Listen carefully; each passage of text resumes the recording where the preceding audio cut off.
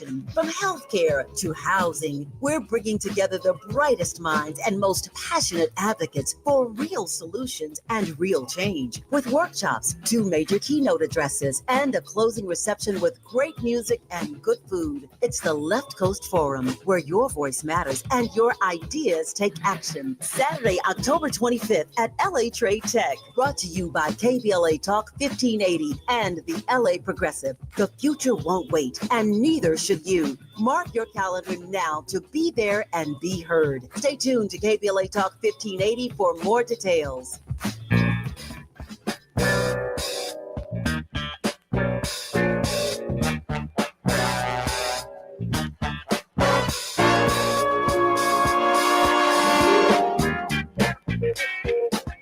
Mr. Jackson Jr., welcome to the Jesse Jackson Jr. Show on KBLA Talk 1580. We are live from Washington, D.C. at the Congressional Black Caucus Weekend, its annual event where the CBC gathers and the nation's leadership comes together to discuss the critical issues that confront this hour for African Americans. I'm particularly proud today that our very special guest on the program is the Honorable Cleo Fields. Honorable Congressman Fields was an elected and is an elected member of the United States House of Representatives, serving Louisiana's 6th Congressional District. With over 3 decades of public service, Congressman Fields has dedicated his career to improving the lives of Louisiana through leadership, vision, and action. Congressman Fields is a graduate of McKinley High School and Southern University. Fields earned his Juris Doctorate degree from Southern University Law Center in 1987. At just 24, he made history as the youngest person ever elected to the Louisiana State Senate. In 1992, he was elected to the U.S. House of Representatives, becoming the youngest member of the 103rd Congress.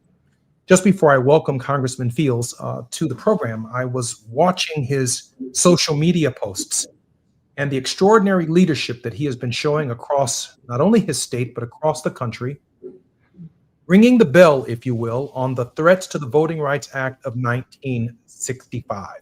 No one knows this issue better than Congressman Cleo Fields, because Congressman Cleo Fields was elected to the 4th Congressional District after he drew the district in the state Senate in the 1980s, the 1990s. When I was elected to Congress, I had the great privilege of serving a year or two with Congressman Fields, and then the Supreme Court struck his district down.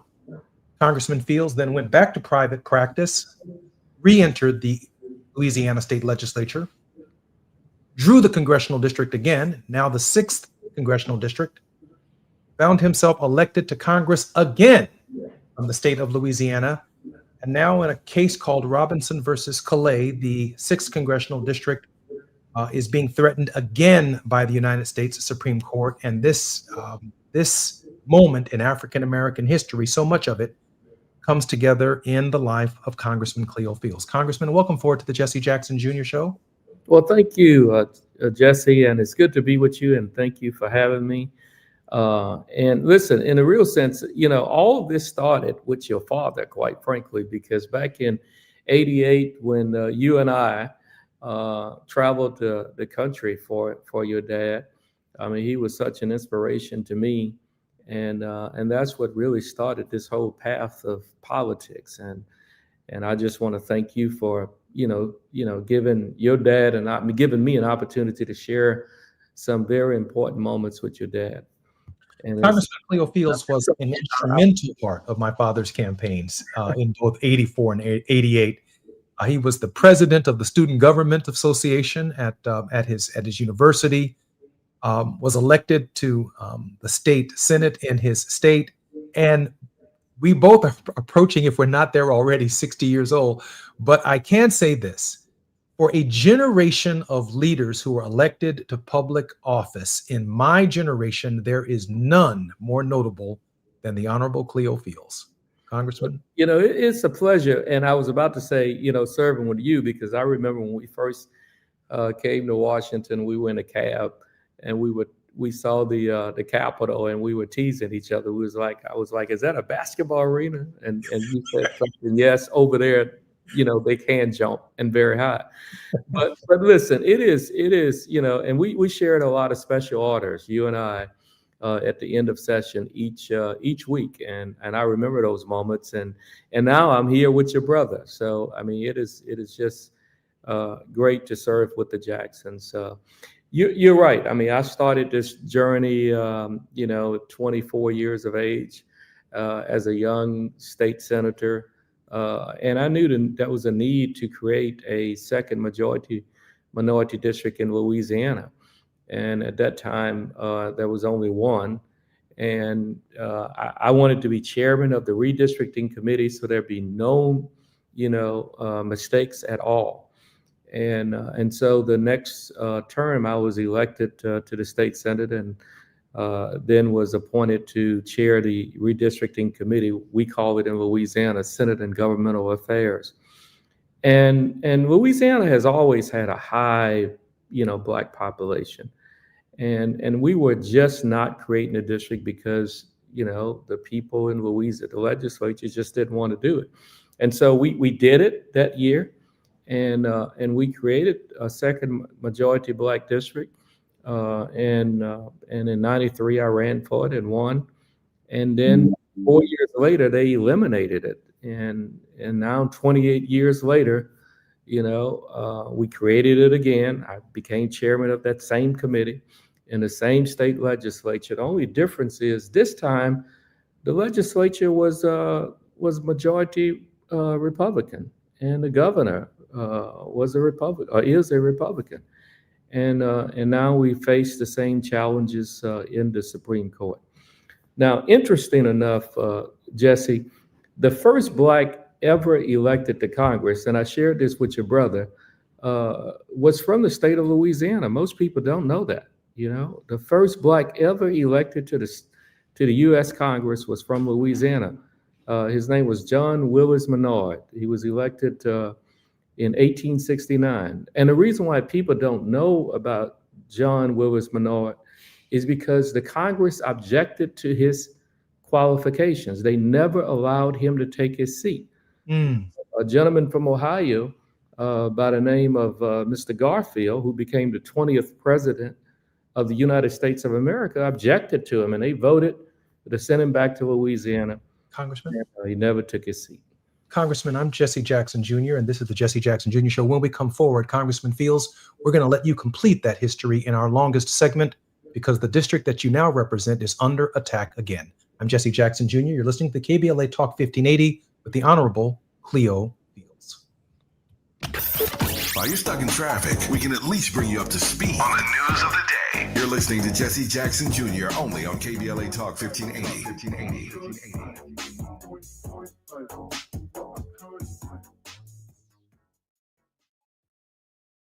This is a special alert to all Americans who own a vehicle with less than 200,000 miles with an auto warranty about to expire or with no warranty coverage at all. Due to a decline in the economy, CarShield is announcing a low-cost month-to-month vehicle protection plan that is now available to the public to save any driver out-of-pocket expenses on future auto repairs. Call now to find out how you can pay almost nothing for covered auto repairs. Yes, you heard that correctly. Pay almost nothing for covered auto repairs. An open phone line has been established for all drivers to call for a free quick quote. Call 800-297-1563 now. Drivers who are covered will not have to pay for covered repairs again. This protection plan is at an all-time low. Additionally, drivers who activate this vehicle protection today will also receive free roadside assistance, free towing, and car rental options at no additional cost. Call us for your free quick quote today. 800-297-1563. That's 800-297-1563. What do you have to lose? Call 800-297-1563. Again, 800-297-1563. Progressive knows you've got enough to worry about in life. Hi, it's your life again. Feel like another year is just slipping away? Yeah, remember all those New Year's resolutions you made? You still haven't finished the first book. Just 19 more to go. I mean, if we're being honest, it wasn't a very realistic goal. Have you ever considered that you intentionally self-sabotage? So what's that about? So let Progressive protect your home and auto, because you've got enough to worry about.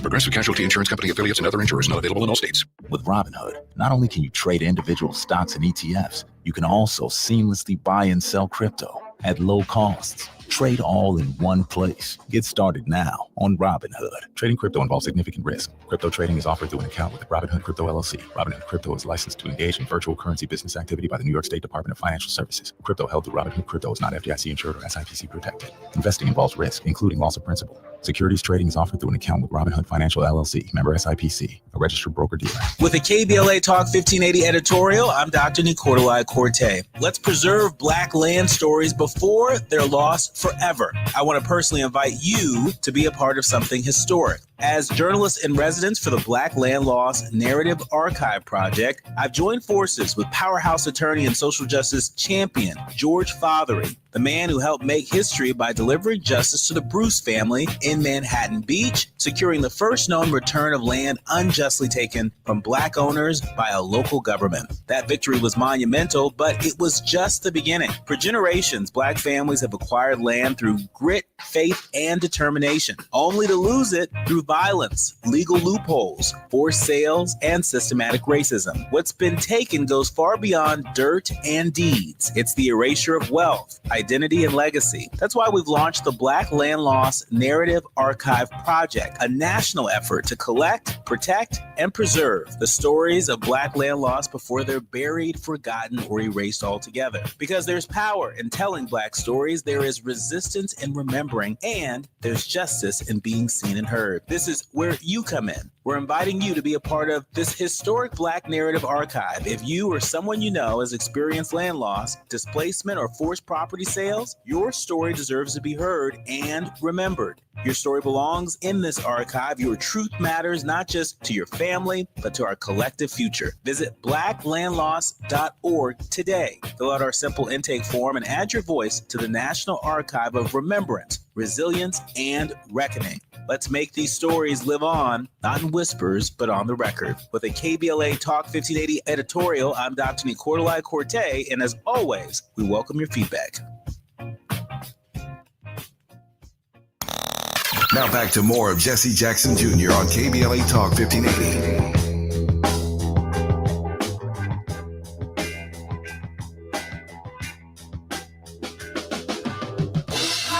I'm Jesse Jackson Jr. Welcome forward to the Jesse Jackson Jr. Show. In this first hour, our guest is the Honorable Cleo Fields, an elected member of the United States House of Representatives, serving Louisiana's 6th Congressional District with over 3 decades in public service. Congressman Fields, welcome forward to the Jesse Jackson Jr. Show. Good to be with you. We were talking. I'm sorry, Congressman. I didn't want to interrupt you because just before we left for the break, you were talking about the route that you took to the state legislative body in Louisiana that ultimately led to the drafting and the creation of majority-minority districts in the state of Louisiana, consistent with the Voting Rights Act of 1965. There are very few people in Congress, particularly Black, who've actually had to participate in the process of drawing these districts, and there is no representative in the Congress of the United States who has fought harder to preserve majority-minority representation than you. Please, please, please, this in our longest segment, take your time and share with us the road that it took you, but also the perilous path the Voting Rights Act in this present era confronts. Yeah, I mean, it's all because of the Voting Rights Act, quite frankly. And, I stand on the shoulders of, John Lewis, your dad. I mean, so many people who came before me to really open up those doors. I was a kid when I got here. I was only 28 years old when I was elected to Congress. I was a baby, but it was not because of, anything other than those people who fought so hard before I got here. Subsection 5 of the Voting Rights Act, we used that in 93 when I created the district the first time because, states that had a history of discriminating against Blacks, like Louisiana, they had to have everything that dealt with voting pre-cleared by the Justice Department. And so I used that too when I created the district. They didn't pass the plan that I introduced. They passed a plan that, just the opposite. But when we got to the Justice Department, because the Justice had to pre-clear it, Justice said, y'all adopt the Cleo plan because Louisiana's minority population is high, there's no reason that you can't have a second district, and there's no reason it can't be compact. And so we went back to the drawing board, and instead of adopting the plan, we allowed people to say, I want this in my district, I want that in my district, and then the district ended up, they called it the Zero Road District. But that was the first instance. I mean, subsection 5 was so important. We don't have that luxury today. But we do have section 2. So I leaned on section 2 this time. And we have a hearing in the court on the 14th. And I tell people all across this country, what the debate in the court on the 14th is not the 6th district of Louisiana. The debate the debate in the court is every voting rights district in America, not just Congress, state legislatures, city councils, the whole work. And that's why it's so important. People say, are you optimistic? I have to be optimistic, particularly being from Louisiana. I mean, being from Illinois, you could get elected in a non-majority Black district. In Louisiana, the statistics has proven you can't. You haven't. There's not one Black person have ever been elected to Congress from a majority white district in the history of Louisiana. Period. And it has nothing to do with anything other than race. I mean, if you tell me I need to jump a certain distance, I could probably work hard enough to do that. Run a little faster, I could probably work hard enough to do that. But if you tell me I can't be Black, I need some help from my government. And that's what all of these states, particularly the southern part of our country, that's what we need. And we're going to have that debate in court on the 14th. Congressman, I was perplexed about a month and a half ago or so when the chairman of the Democratic National Committee, when the governor of Texas floated the idea of changing their state's plan, and then Governor Newsom reacted by drawing or redrawing the state plan of the state of California, and then Governor Pritzker of Illinois began to follow suit until we pushed back significantly within our own state, educated the governor about the Voting Rights Act, and began changing his mind, so much so that he began pumping the brakes on tampering with the Voting Rights Act of 1965. The head of the DNC said, I'm tired of Democrats bringing a pencil to a knife fight. But when one considers the history of segregation in Louisiana, and the point that you just made about you can't run any harder, you can't jump any higher, you just can't get enough votes as an African-American, super qualified person to be in Congress from white folks in Louisiana. And the history of segregated neighborhoods in Louisiana, from your perspective as someone who's drawn congressional districts, really is a pencil fight, isn't it? Yeah, I mean, look, we got such a dark history in Louisiana. I mean, we had literacy tests in order to register to vote. I would talk to my grandmother, like, grandmother, you gonna go and register. When I first got in politics, you're gonna go and register to vote, right? And at that time, you had to actually go to the registered voters office to register to vote. They didn't have voter registration by mail. And she was literally terrified to go downtown to register to vote because, back in her time, they would offend Black people when they came to register to vote. The registered voter would say, how many bubbles are in a bar of soap? State the preamble to the Constitution. So Southern states have always had impediments, even when they passed the 14th and 15th Amendment, 13, 14, 15 Amendment. Those amendments did nothing for Blacks who lived in the southern part of our country because racism, Jim Crow was rampant. State legislatures were going out of their way to put barriers in front of African Americans, although they did have the right to vote, And that's where the Voting Rights Act came from. I mean, that's where it all started, People in this country said, look, you got people that, they have the right to vote, but states are not letting them vote.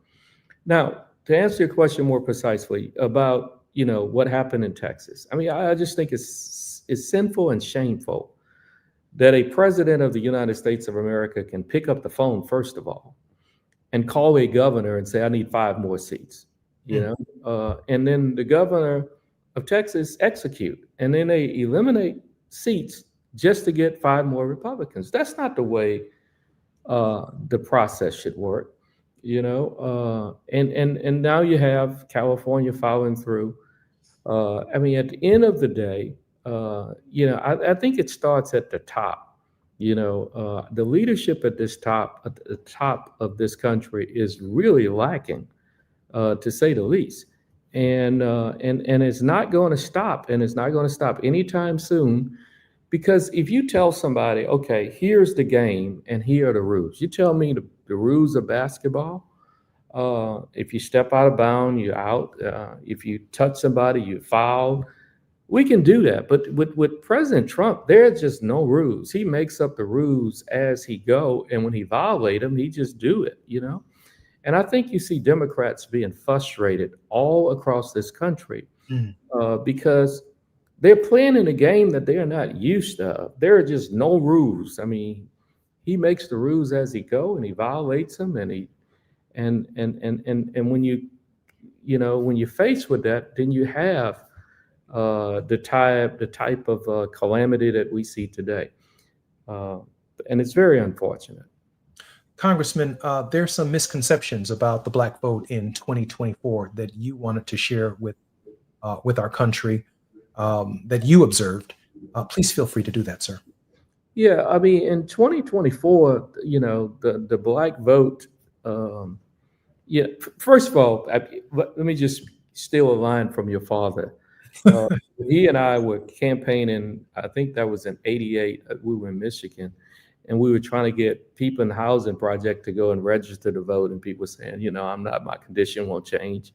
And then afterwards, we got on the bus and I was telling Reverend Jackson, I was like, the people here are so apathetic, and Reverend Jackson said, listen, they're not apathetic. They're not apathetic voters. They're uninspired. And he said, it's my job to inspire them.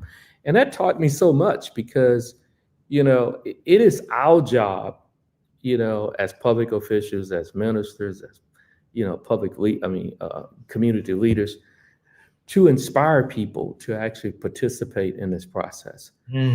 I remember when, everybody remembered David Duke, when he ran for governor, Black people in particular in Louisiana, showed up in droves. Registered. David Duke was the best motivator to get Black people registered to vote in my lifetime. And people were like, oh, those young college kids are registered to vote. Cleo, you're doing well. It really wasn't me. It wasn't the move. It was him. And I think you're going to see that again, because I think people are tired of being dictated to, of having funds called back, when the Congress has approved it. People don't want to live under this type of authoritarian kind of government. And I think that's going to inspire people. I really think people are going to get out and they're going to vote, and they're going to change this Congress, in my view. I think the pressure, Congressman, is so great. Every single day, it's a different story. The distractions are great. What is it like serving in this environment on Capitol Hill? Oh, it's so different. I actually, when we created the seat, I didn't intend to run for it, quite frankly, and definitely did not know I was going to be faced with the challenges I'm faced with today. It is so different from 28 years ago. 28 years ago, we were in Congress that, we had our own philosophical beliefs, but we found a way to work together on many issues. Today, for example, you got the Democratic leader on the Senate and the House side, request the president, to keep the government from shutting down. Who wants the government to shut down? The president agrees to the meeting, say, all right, I'll meet with y'all in the Oval Office on Thursday. And then today he says, no, don't worry about it. Just just don't show up. I don't want to meet with you. And then the Speaker of the House canceled the votes for Monday and Tuesday. I mean, who does that? I mean, we would have never done that, 32, when you were here 32 years ago, or 28 years ago. That's unheard of. That is, the Republicans take the position in this legislature, we're going to do what we want to do when we want to do it. And what you think, what you say don't really matter to us. I remember Tom Foley was Speaker of the House when you were here. No, it was Newt Gingrich when you came. But my first term, it was Tom Foley, Democrat from Washington State. And at the Democratic caucus meetings, we would complain because he would say, I got to go.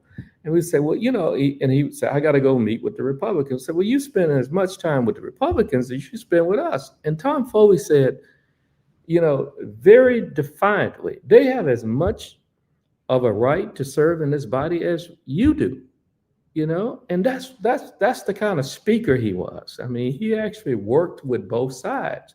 At the end of the day, if there was some conflict, I mean, we would win it. But now it's so much different, Jesse, so much different. I'm Jesse Jackson Jr. You're listening to the Jesse Jackson Jr. Show. Our very special guest is none other than the Honorable Cleo Fields from the 6th Congressional District of Louisiana. Cleo, I want to thank you for spending this time with us, and I look forward to seeing you sometime very soon. And I hope you have a wonderful Congressional Black Caucus weekend. Thank you for being here, and I hope to see you here more on a permanent basis. Take care, my friend. Thank you, Cleo. I appreciate you. I'm Jesse Jackson Jr. You've been listening to the Jesse Jackson Jr. Show on KBLA Talk 1580. Our very special guest in the first hour was the Honorable Cleo Fields. The biggest names, the best conversations. You're riding with Jesse Jackson Jr. on KBLA Talk 1580.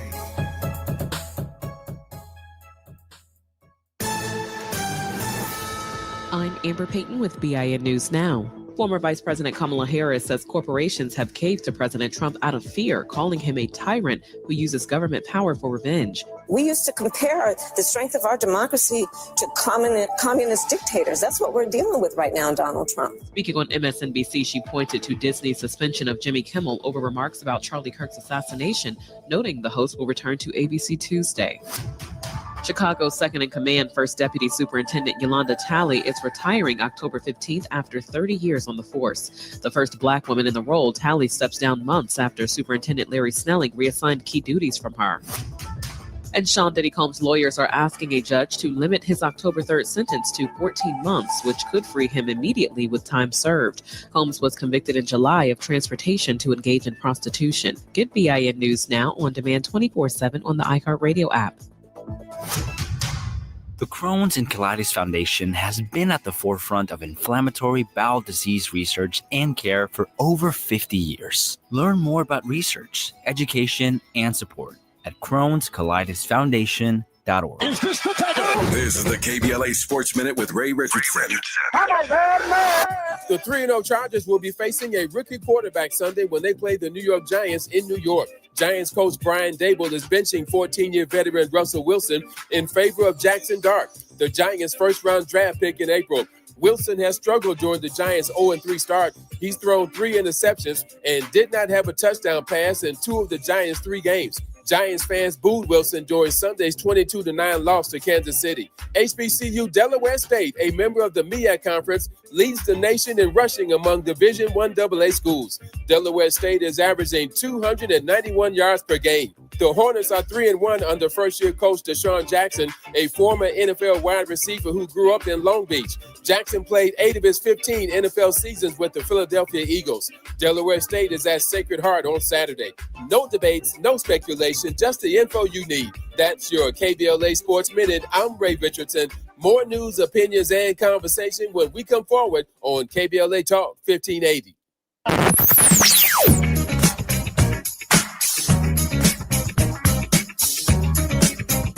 This is KBLA Talk 1580. Talk radio. That's music to your ears. We're unapologetically progressive. KBLA Talk 1580. We got a lot to talk about. I'm Reverend Gerald, the life coach. Is someone you love struggling with addiction and mental illness? Is improving your family's health important? Want to leave a legacy that your family can grow? Are you ready to enhance your perception of life experiences? Then wake up weekends at 7 a.m. with Urban Family Focus and get the wisdom, opportunity, resources, and motivation to live your best life. Join the conversation on Urban Family Focus Saturday and Sunday at 7 a.m. Unapologetically progressive. KBLA Talk 1580. We've got your black. We asked seniors how to prevent Medicare scams. My best advice, if you get a phone call, do not talk to the person. These people are well trained. Don't talk to them. They don't know me. They're just trying to scam me. Don't be fooled. Hang up. Just hang up. Never give out your Medicare number. They're going to get your number to put in a false claim. If I get a call from someone, I don't pick up the phone. And should I pick up the phone and they ask for information, then I hang up. How do you detect Medicare fraud? Just like I check my credit card statements, I check my Medicare statements monthly. Scammers can get a hold of your number, order medical devices through your account, and you're not even going to know about it if you don't look at your statement. Check your statement every month. If you get your statement and you see something that you know you did not have done, you report it.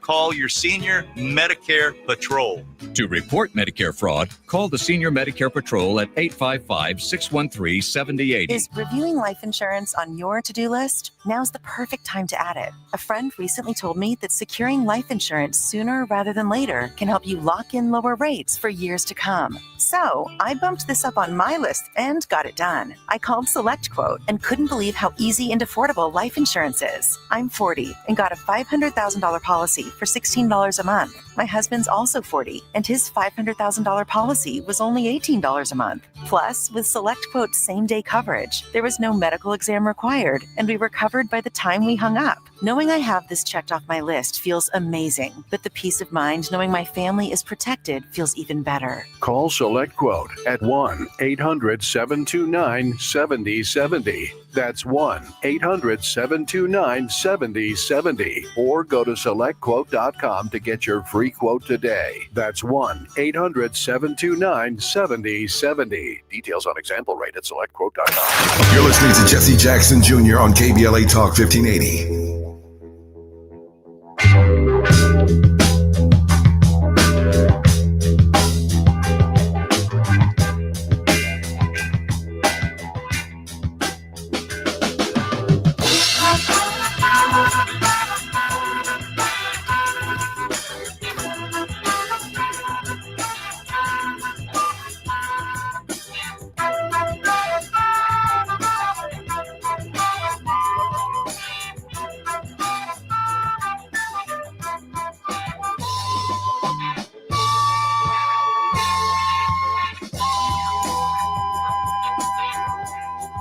I'm Jesse Jackson Jr. Welcome forward to the Jesse Jackson Jr. Show. Our very special guest in the last half an hour was the Honorable Cleo Fields from the 6th Congressional District of Louisiana. And I want to unpack for all of us some of what we heard from the Honorable Cleo Fields. Cleo's roughly 60 years old or thereabouts. He might be just a little bit older, but for more than 3 decades, maybe as many as 4 decades, since at least 1988. He has done his very best from the state of Louisiana for the Louisiana legislature, made up of both Democrats and Republicans, to treat Black people equally and with respect. The key to that, however, is and was and remains the Voting Rights Act of 1965. You see, when African Americans in a state who are victims of housing discrimination and various forms of discrimination that includes racially segregated parishes, racially segregated townships, racially segregated communities,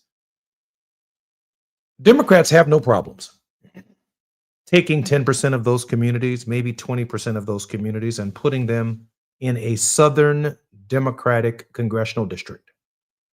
But it's usually still the Democratic side of the district that is white, that overwhelmingly benefits from the state and the federal government's largesse.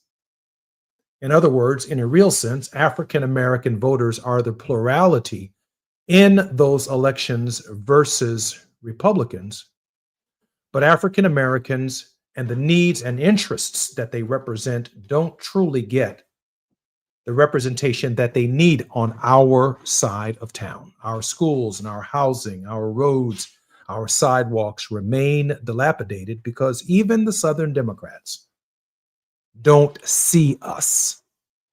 So Section 2 and Section 5 of the Voting Rights Act of 1965 forced Southern state legislators and legislatures around the country and Northern state legislators and legislatures around the country to see us. Congressman Fields talked about the pre-clearance provisions of the Voting Rights Act. That is, Democrats and Republicans in Louisiana agreed to a plan when Congressman Fields was first elected. Congressman Fields looked at the overall numbers of his state and he said to himself, Black folks deserve a congressional district in the state of Louisiana. They're also missing a number of state senators in the state legislative body and a number of state representatives.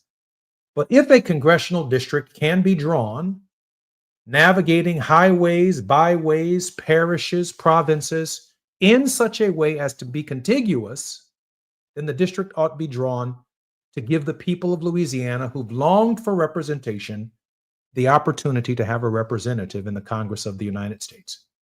Cleo Fields became a state senator, worked his way up to essentially the redistricting committee, submitted a plan to the Justice Department in light of the plan submitted to the Justice Department by the state of Louisiana, made up of Democrats and Republicans. And the Department of Justice looked at Louisiana and said, you all need to implement the Cleo Fields plan. All of the congressional districts in that state had to change to comply with the Fields plan because the Fields plan allowed African Americans to have a voice in Congress. That's how Cleo Fields was elected to the Congress the first time.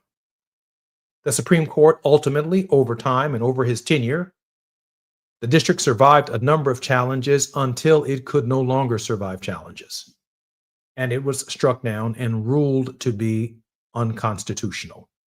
An unconstitutional racial gerrymander against the history of African American segregation and racism from the legislature in Louisiana since the inception of the Republic itself. They just weren't going to award us with representation in Congress. Cleo went back into the private practice after he left Congress, became a successful lawyer, and the opportunity for him to serve in the state Senate again presented itself. He was overwhelmingly reelected by the people of his congressional district to serve in the to serve in the state Senate once again. He worked his way right back to the very committee where he drew the 4th congressional district and found himself in a situation where the African American population in the state of Louisiana expanded. It grew since the last time he was in Congress. Nearly 770,000 people per congressional district, apportioned across the entire 6 congressional districts that exist in the state of Louisiana on this day. And so, not using Section 5 of the Voting Rights Act that had been so badly tattered by the Supreme Court, he then turned his attention to Section 2 of the Voting Rights Act of 1965 and was able to construct the 6th congressional district of Louisiana, which elected Cleo Fields to the Congress of the United States again. And now, today, he announced on this show, the case is being heard in October, on October 14th. I think the case will be heard by the U.S. Supreme Court.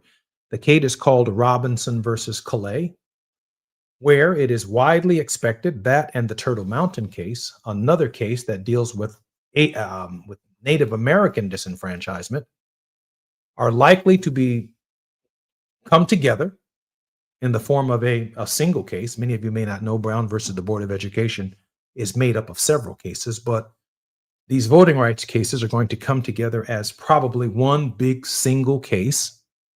And Clarence Thomas has already indicated that the Voting Rights Act of 1965, speaking potentially for the majority, he believes is unconstitutional in that it discriminates against white voters who've known no basis for discrimination in electoral politics since the inception of the country. The logic is fairly spurious. But Congressman Fields brought up another very interesting point, even though we talk about the larger congressional districts.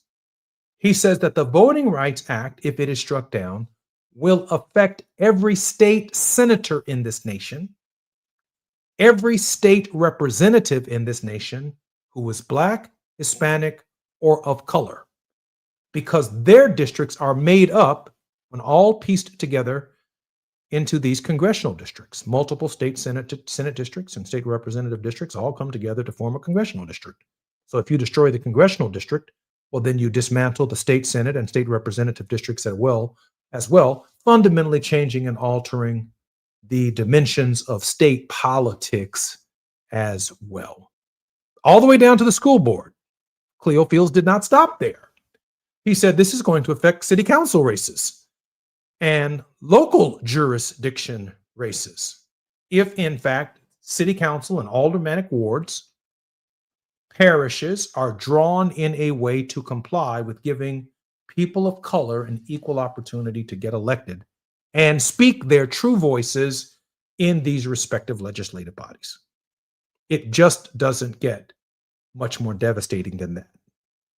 And being born in 1965 and having lived most of my life in the shadow, like most of us have, of Brown versus the Board of Education, we cannot imagine what the end of Second Reconstruction actually looked like. What I can share with you is this. There were 16 African Americans elected to Congress after the Tilden-Hayes Compromise and during First Reconstruction, 14 in the House of Representatives, 2 in the United States Senate. And after the Tilden-Hayes Compromise, there were 0 Blacks left in Congress at the turn of the century. We could very well be heading in the same directions, and we ought to be concerned about our representation at the congressional level and our voices. I'm Jesse Jackson Jr. You're listening to the Jesse Jackson Jr. Show. More when we come forward on KBLA Talk 1580. While you're stuck in traffic, we can at least bring you up to speed on the news of the day. You're listening to Jesse Jackson Jr. only on KBLA Talk 1580.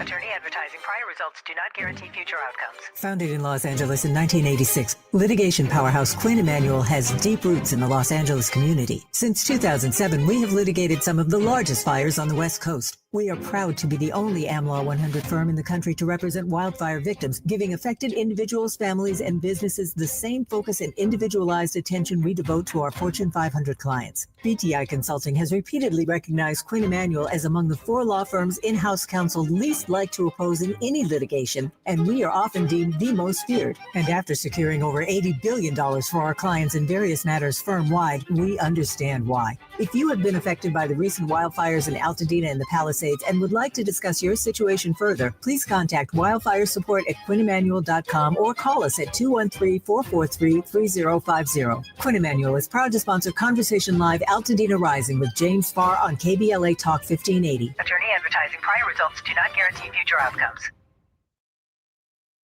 Dr. Renee here. Did you know this time of year is considered peak asthma season because we typically see a spike in asthma-related hospitalizations? If you have asthma and are having difficulty breathing despite medication, it's time to check in with your doctor so you can help avoid landing yourself in the hospital this season. To learn more about managing your asthma, visit www.luma-edu.com. That's LUMA-edu.com. This message is brought to you by Amgen and AstraZeneca. KBLA Talk 1580. We've got a lot to talk about. KBLA Talk 1580, connecting you with services and solutions. The Los Angeles Regional Food Bank is on a mission to fight hunger and provide nutritious food to those in need across our community. They partner with federal, state, and local programs advocating for better policies and funding for critical hunger relief programs like Cal Fresh, the Emergency Food Assistance Program, and the Child and Adult Care Food Program. The food bank works with coalitions and local representatives to make sure hunger is addressed in every district of LA County. They also run nutrition education campaigns, raise hunger awareness, and source nutritious food for distribution, all while supporting regulations that allow food pantries to operate safely. Want to help? Visit lafoodbank.org or call 323-234-3030 to volunteer or find a food bank near you. Together, we can ensure that no one goes hungry in Los Angeles County. This is a community call to action from KBLA Talk 1580.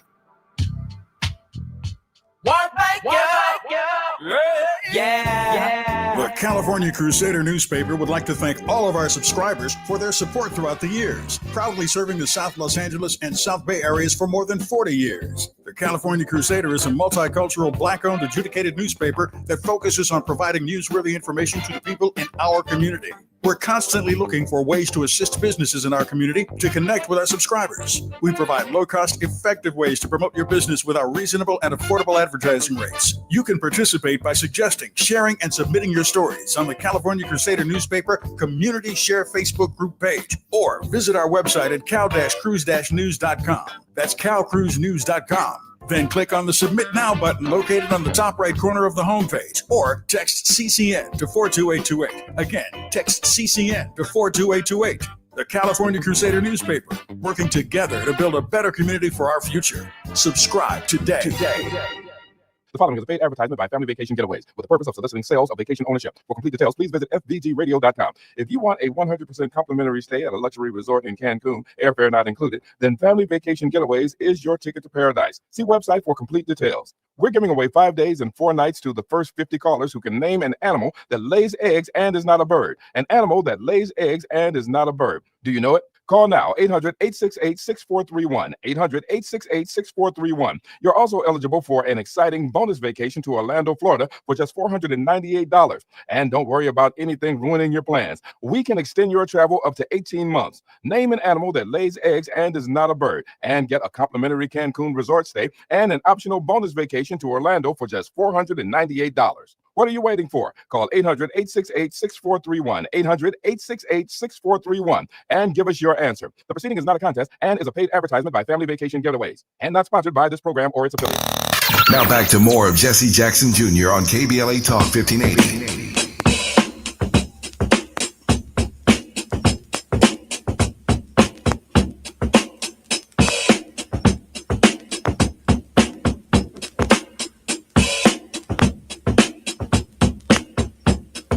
I'm Jesse Jackson Jr. on the Jesse Jackson Jr. Show on KBLA Talk 1580. In the next hour, Barbara Arnwine will be on the grind on the Jesse Jackson Jr. Show. She's the president and founder of the Transformative Justice Coalition, former president of the Lawyers Committee for Civil Rights Under Law. I can't wait for Barbara to be on our show in the next hour. But I want to finish talking about Congressman Cleo Fields and the word of hope that he left us with in the last hour. And he did leave us with a word of hope. He said that Jesse Jackson inspired him. He said it is his responsibility not to call Black voters apathetic, but to inspire Black voters beyond their disenchantment, beyond their disappointment, beyond the sense of hopelessness, to be the inspiration that motivates them to participate in the electoral process. That is a responsibility that Jesse Jackson assumed and burdened himself with, which is why some of the profoundest discourse turned catchy phrases in the 20th century, certainly the latter quarter of the 20th century, belonged to the Reverend Jesse Jackson. He took it upon himself. In other words, leadership has a burden to inspire. Not just accept that people are apathetic, not just blame people for their unwillingness to participate. Yesterday, we talked with Teresa Hort Owens about the hypocrisy of some elements of our own political party that discourage people from participating? Well, these discouraged people have to be inspired. So let me peel back a little bit more of the onion, because throughout the week, we try to peel back the onion on the Jesse Jackson Jr. Show to really go to the heart of what motivates people, what inspires them, their faith, the absence of their faith. Are they just driven by policy and politics? Or those people who may not have the acumen for policy, but know in their gut and in their heart that something's not right taking place in this nation and they need to do something about it. But they have to summon the courage, summon the faith, summon the energy to fight back in spite of. But Cleo Fields did leave us with hope. He said, Jesse, I heard your dad in 1988, and I wanted to be that hope and inspire, but something else happened that led to the largest turnout in the history of the state of Louisiana. He said, David Duke was running for governor. Now, many of you may not remember who David Duke was, but he was the grand wizard of the Ku Klux Klan who was based in Louisiana. He said David Duke's campaign inspired the colleges, it inspired the churches, it inspired the community organization, it inspired us to come together, and he was the recipient of the inspiration from David Duke. People wanted to stop David Duke, which means the inspiration doesn't just come from the Jesse Jackson model of leadership. It also comes from paying attention to who's running for office that is working against our fundamental needs and our best interests. That's what Congressman Fields said. Now, when I used to fill in for Tavis Smiley over at the Tom Joyner Show, there was a funny comedian who used to come on the show, and we used to call him David Whitman. David Whitman was, well, wonderful man, sweet as he could be in person. Spent a lot of time with him on the Tom Joyner cruise. But David Whitman had that voice that really lets you know deep down inside, David Whitman was the white man. Now, we're living in a culture right now where we can't really talk about who the white man is, who should be inspiring us to get out and vote and to do our part. But we know who David Whitman is. David Whitman in the White House. David Whitman against DEI. David Whitman against the Education Department. David Whitman undermining the CDC. David Whitman sending troops into our communities. David Whitman reaching out to Van Jones, trying to debate him. We see David Whitman, the white man, is going to be our source of motivation going forward. That too, in addition to some John Wesley Howard preaching and some Freddie Haynes preaching and some Jamal Bryant preaching and some of these preachers out here who are making nothing but sense. Reb Meeks, Otis Moss III, Reverend William Barber, Reb Mal Sharpton. Some of these preachers out here have more freedom to speak in ways that even our political bodies and elected officials cannot speak. And we talked about that yesterday. Chairwoman Yvette Clarke of the Congressional Black Caucus strongly condemned the resolution before the Congress of the United States honoring the rhetoric, the language, the words of the late Mr. Charlie Kirk. AOC said that this man was against the Civil Rights Act and the Voting Rights Act and disparaged the name of Martin Luther King Jr. And she would not vote for the legislation. But the Democratic leadership voted for the legislation.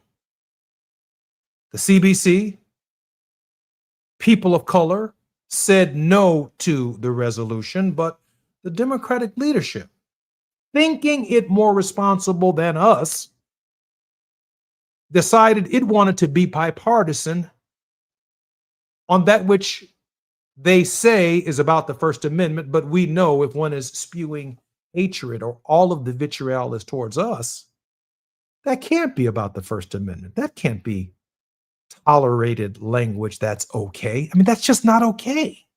It's just not okay. It's also not okay for Democratic leadership just to fall in lockstep with it. It's just not okay. It's okay not to cater to the MAGA crowd. It's okay. It's okay to develop a spine and a backbone. It's okay. It's okay to fight for what you believe and get a good night's sleep at night knowing that you said what needed to be said or you did what had to be done. It's okay. That was the word of hope that I heard from Congressman Cleo Fields today. That we can do this with integrity. That there was a different time when we could work together. And we can long for the period when it returns to the Speaker Foley's of life. Even the relationship that I enjoyed with Newt Gingrich and other speakers of the House.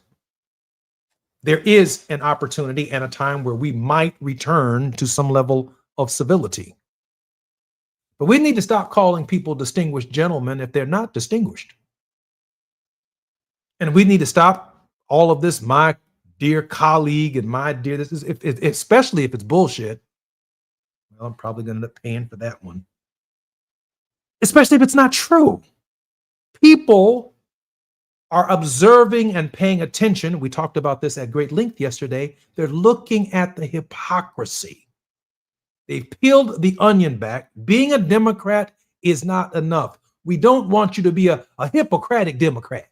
We don't want you to be a hypocrite Democrat.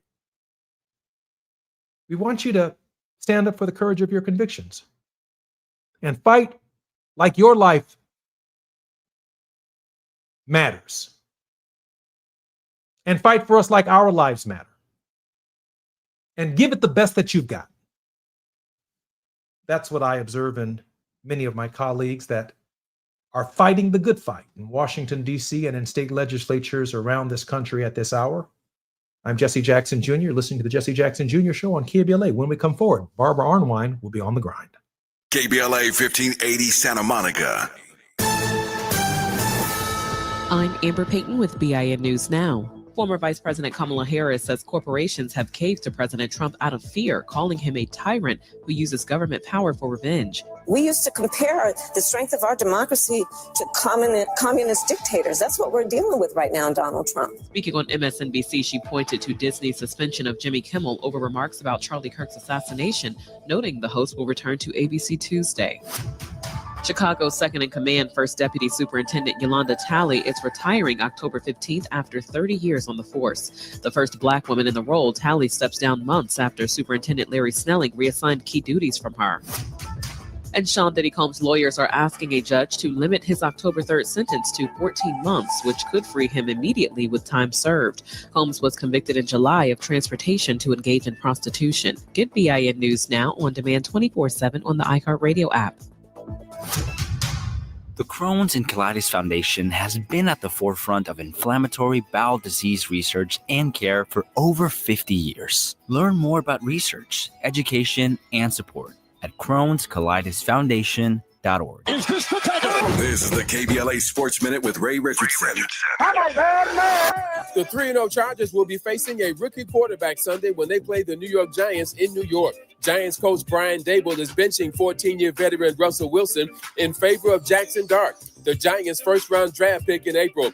Wilson has struggled during the Giants' 0-3 start. He's thrown 3 interceptions and did not have a touchdown pass in 2 of the Giants' 3 games. Giants fans booed Wilson during Sunday's 22-9 loss to Kansas City. HBCU Delaware State, a member of the MEAC Conference, leads the nation in rushing among Division I AA schools. Delaware State is averaging 291 yards per game. The Hornets are 3-1 under first-year coach Deshaun Jackson, a former NFL wide receiver who grew up in Long Beach. Jackson played 8 of his 15 NFL seasons with the Philadelphia Eagles. Delaware State is at Sacred Heart on Saturday. No debates, no speculation, just the info you need. That's your KBLA Sports Minute. I'm Ray Richardson. More news, opinions, and conversation when we come forward on KBLA Talk 1580. Are you ready to be a part of the conversation that will help shape our nation's future? Get ready to join us for the Left Coast Forum, Saturday, October 25th at LA Trade Tech, where progressive voices will come together to tackle the issues that matter most to working families across Los Angeles and beyond. From economic justice to climate action, from healthcare to housing, we're bringing together the brightest minds and most passionate advocates for real solutions and real change. With workshops, 2 major keynote addresses, and a closing reception with great music and good food. It's the Left Coast Forum, where your voice matters and your ideas take action. Saturday, October 25th at LA Trade Tech. Brought to you by KBLA Talk 1580 and the LA Progressive. The future won't wait, and neither should you. Mark your calendar now to be there and be heard. Stay tuned to KBLA Talk 1580 for more details.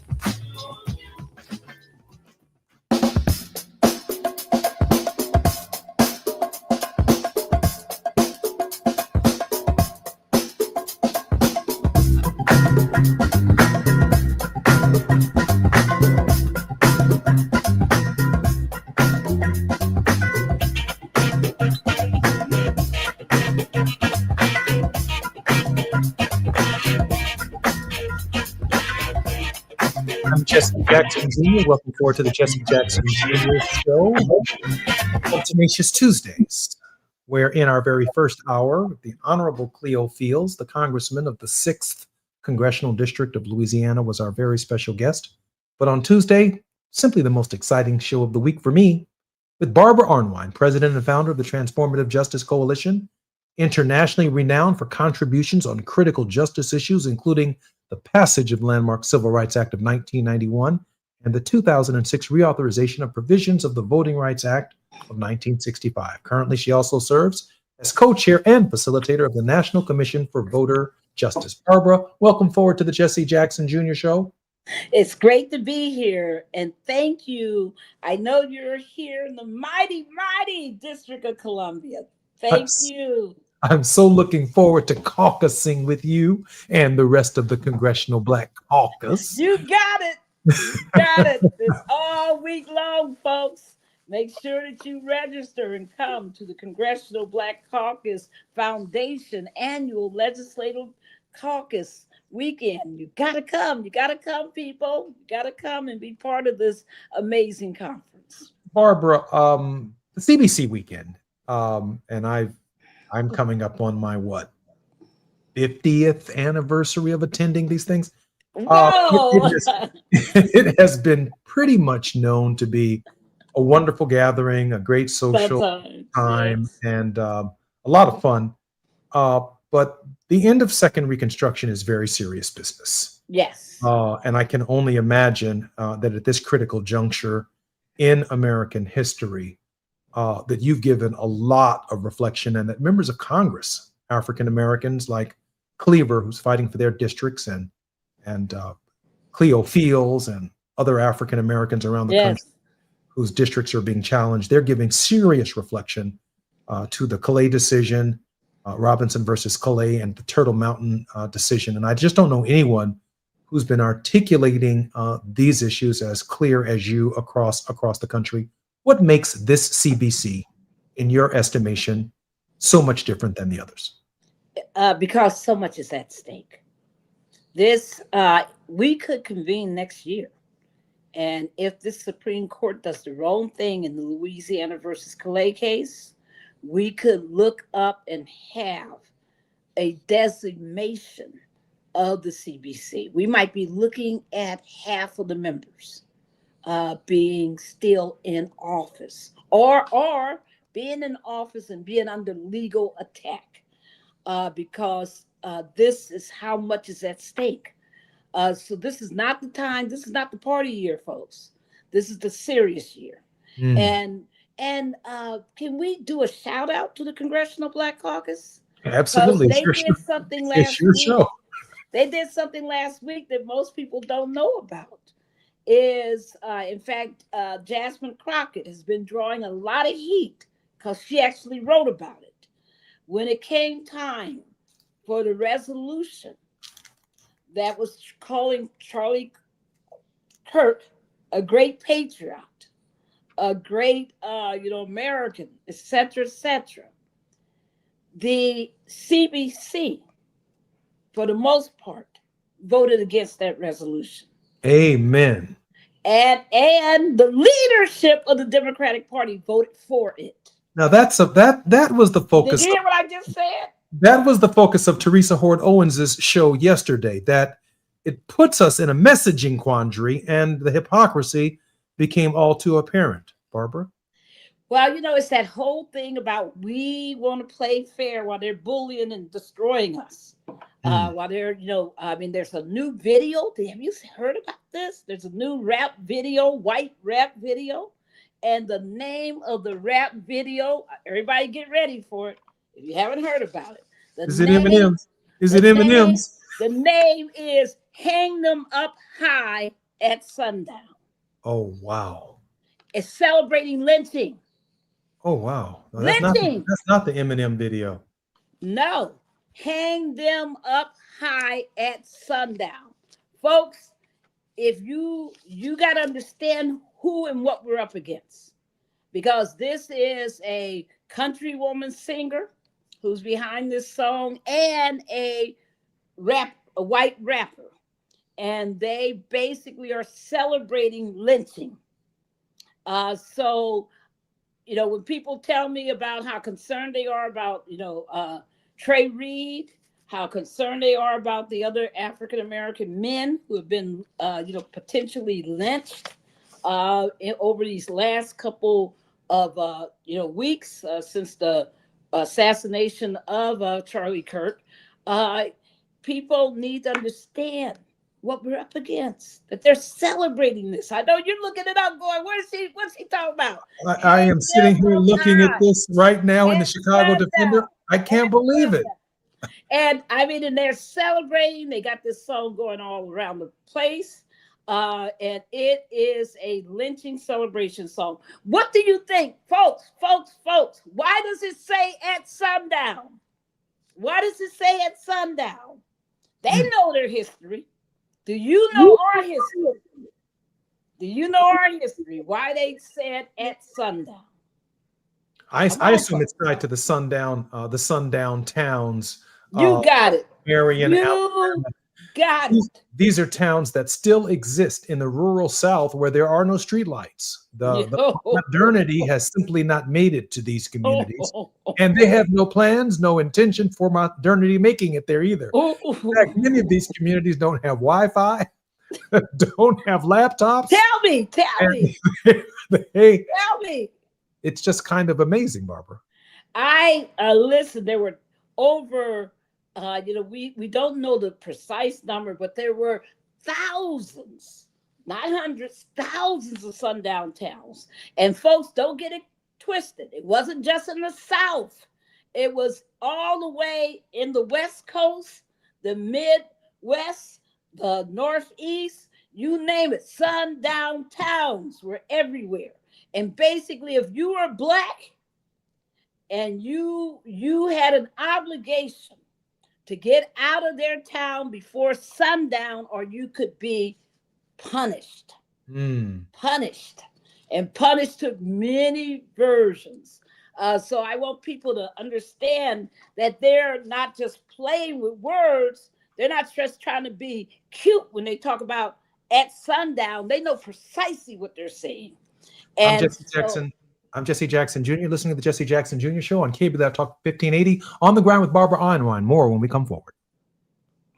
It's afternoon drive time with Jesse Jackson Jr. Only on KBLA Talk 1580. With a KBLA Talk 1580 editorial, I'm Dr. Nicolai Corte. Let's preserve Black land stories before they're lost forever. I want to personally invite you to be a part of something historic. As journalist in residence for the Black Land Loss Narrative Archive Project, I've joined forces with powerhouse attorney and social justice champion George Fothery, the man who helped make history by delivering justice to the Bruce family in Manhattan Beach, securing the first known return of land unjustly taken from Black owners by a local government. That victory was monumental, but it was just the beginning. For generations, Black families have acquired land through grit, faith, and determination, only to lose it through violence, legal loopholes, forced sales, and systematic racism. What's been taken goes far beyond dirt and deeds. It's the erasure of wealth, identity, and legacy. That's why we've launched the Black Land Loss Narrative Archive Project, a national effort to collect, protect, and preserve the stories of Black land loss before they're buried, forgotten, or erased altogether. Because there's power in telling Black stories, there is resistance in remembering, and there's justice in being seen and heard. This is where you come in. We're inviting you to be a part of this historic Black narrative archive. If you or someone you know has experienced land loss, displacement, or forced property sales, your story deserves to be heard and remembered. Your story belongs in this archive. Your truth matters not just to your family, but to our collective future. Visit blacklandloss.org today. Fill out our simple intake form and add your voice to the National Archive of Remembrance, Resilience, and Reckoning. Let's make these stories live on, not in whispers, but on the record. With a KBLA Talk 1580 editorial, I'm Dr. Nicolai Corte, and as always, we welcome your feedback. This is a special alert to all Americans who own a vehicle with less than 200,000 miles with an auto warranty about to expire or with no warranty coverage at all. Due to a decline in the economy, CarShield is announcing a low-cost month-to-month vehicle protection plan that is now available to the public to save any driver out-of-pocket expenses on future auto repairs. Call now to find out how you can pay almost nothing for covered auto repairs. Yes, you heard that correctly. Pay almost nothing for covered auto repairs. An open phone line has been established for all drivers to call for a free quick quote. Call 800-297-1563 now. Drivers who are covered will not have to pay for covered repairs again. This protection plan is at an all-time low. Additionally, drivers who activate this vehicle protection today will also receive free roadside assistance, free towing, and car rental options at no additional cost. Call us for your free quick quote today. 800-297-1563. That's 800-297-1563. What do you have to lose? Call 800-297-1563. Again, 800-297-1563. Now back to more of Jesse Jackson Jr. on KBLA Talk 1580.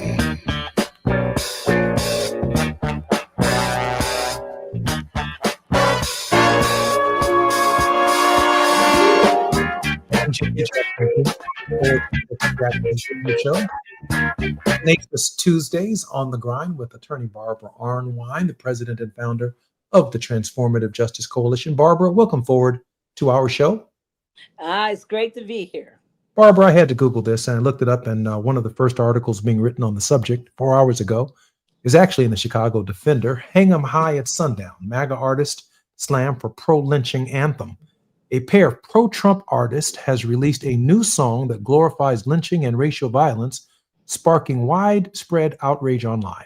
MAGA rapper Forgiato Blow and country singer J.J. Lawhorn, both vocal supporters of Trump, released a controversial song titled Good versus Evil that includes lines like, "We need a big tall tree and a short piece of rope," and "Hang 'em high at sundown." The song, clearly invoking the history of lynchings in the Jim Crow South, was released within days of the death of Demontravion Trey Reed, a Black college student found hanging from a tree at Delta State University. 3 days ago, Forgiato makes a song about lynching, and then yesterday a Black man is lynched, others have reported.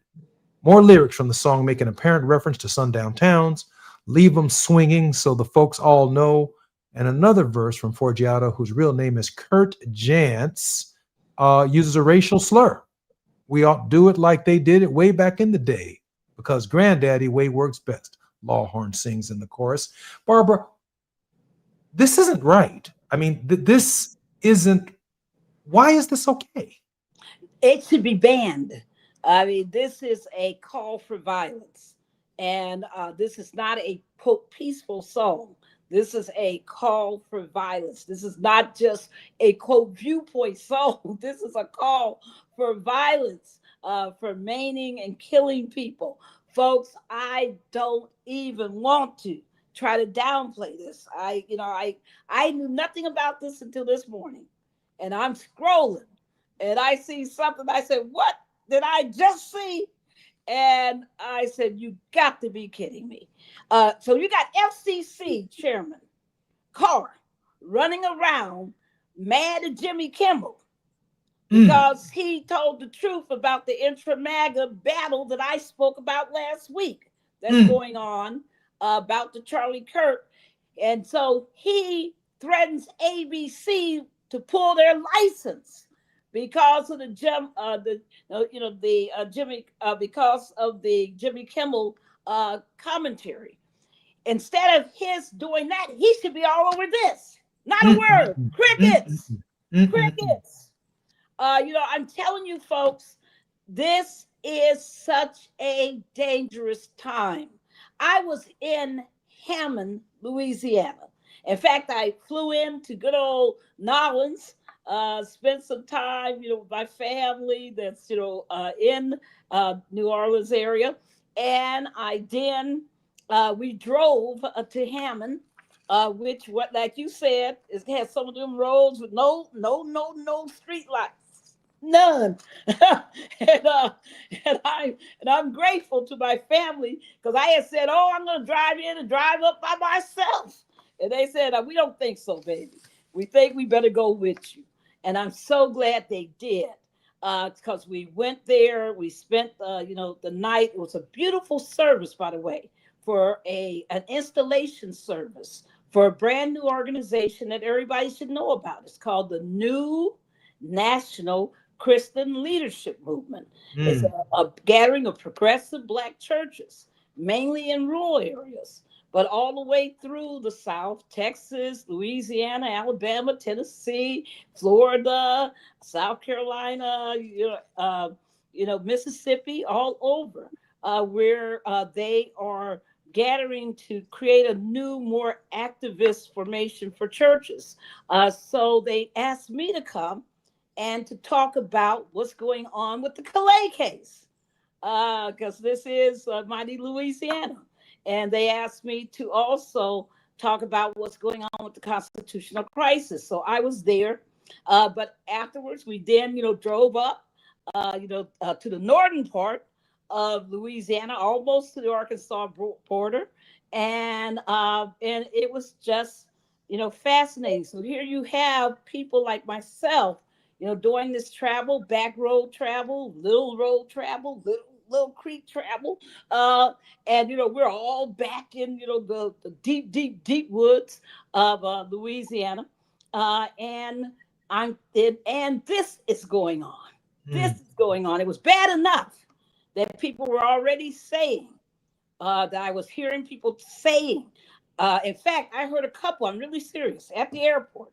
I heard a Black couple, two couples talking to each other.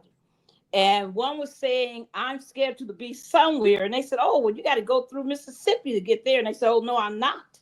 Not after these hangings. You won't find me in Mississippi."